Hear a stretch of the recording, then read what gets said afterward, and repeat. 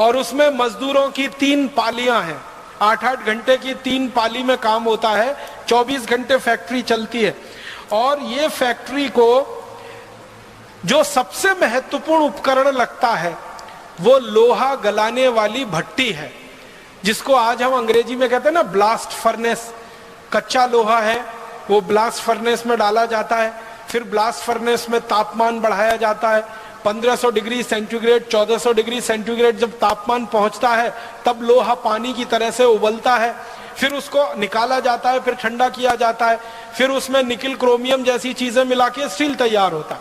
तो वो कह रहा है कि जो सबसे महत्वपूर्ण फैक्ट्री का उपकरण है वो है भट्टी, ब्लास्ट फर्नेस। और वो कहता है कि मैंने हिसाब निकाला है कि भारत में स्टील बनाने वाली किसी भी फैक्ट्री की जो ब्लास्ट फर्नेस है उसको बनाने का खर्चा सिर्फ 15 रुपए आता है।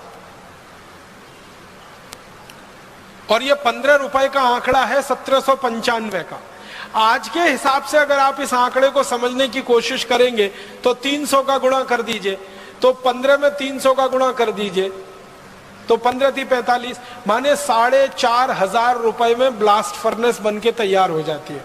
फिर वो कह रहा है कि एक ब्लास्ट फर्नेस एक दिन में आराम से 1 टन लोहा बना लेती है, स्टील बना लेती है।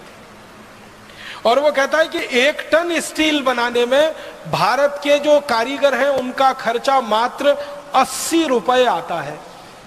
1 टन का माने हो गया 1000 किलोग्राम। 1000 किलोग्राम स्टील बनाने का खर्चा 80 रुपए। तो आप जरा कल्पना करिए 1 किलो स्टील बनाने का खर्चा 80 पैसे। और आपको मालूम है इस समय 1 किलो स्टील कितने में बनता है? 40 रुपए।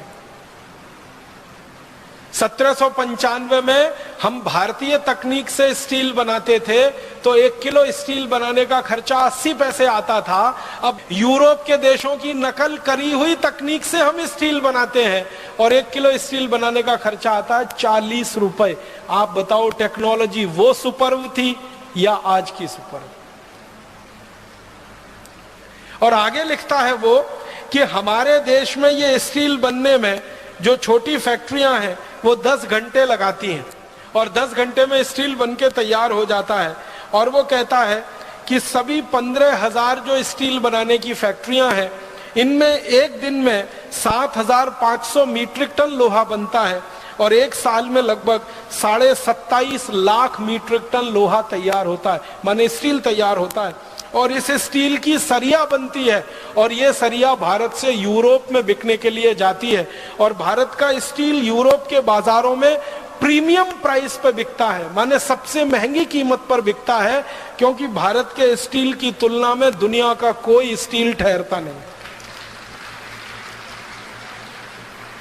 और अंत में वो लिख रहा है अपनी डायरी में कि भारत का स्टील यूरोप के बाजारों में जब बिकता है तो भारत के व्यापारी उस स्टील के बदले में अगर सोने की मांग करें तो भी व्यापारी सोना देने को तैयार होते हैं, क्योंकि उस क्वालिटी का स्टील दुनिया में कोई नहीं बना सकता।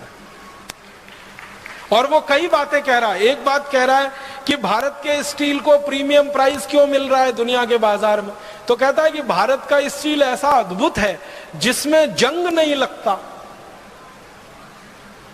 और आप जानते हैं भारत में इस तरह का स्टील बनाने की हजारों साल से परंपरा है जिसमें जंग नहीं लगता।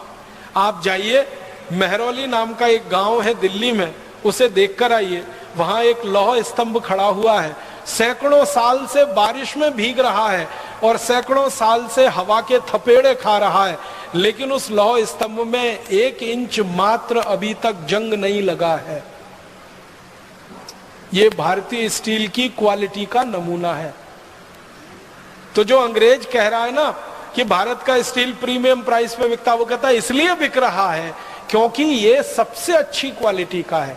और वो कहता है कि दुनिया में भारत के बाद अगर सबसे अच्छा स्टील कोई बना सकता है तो वो स्वीडन है, लेकिन स्वीडन में स्टील बनाने का खर्चा भारत में स्टील बनाने के खर्चे से 100 गुना ज्यादा आता है। हम 80 रुपए का 1 टन स्टील बना लेते हैं और स्वीडन में 8,000 रुपए का 1 टन स्टील उस समय बनता है 1795। और वो कहता है कि भारतवासियों को अपनी इस कला पर, और अपनी इस हुनर पर गर्व होने की जरूरत है कि सारी दुनिया में जब कोई नहीं जानता वो तकनीक उनको आती है।